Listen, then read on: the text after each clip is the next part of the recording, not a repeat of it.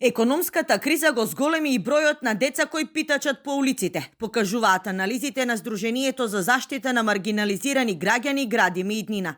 За една година нивниот број пораснал за 500, односно од 1500 сега е зголемен на 2000. Истражувањата од терен покажуваат дека децата најчесто се злоупотребуваат од своите биолошки родители. Ги препродаваат на организирани групи кои со комбиња ги превезуваат од еден во друг град. Децата работат во 3 смени, а работното време им завршува во раните утрински часови.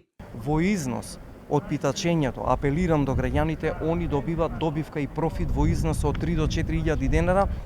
Макроата, мафијата, организаторите, биолошките родители им ги одземат парите, ги тепат, дури што се вика и до смрт, не дај Боже некој дете го претебуваат, да им ги земат парите, за жал од тој износ децата добиваат само 50 или 10 денара или 100. За состојбата со питачењето не се виновни само родителите. Проблемот е системски, објаснува Јовановиќ.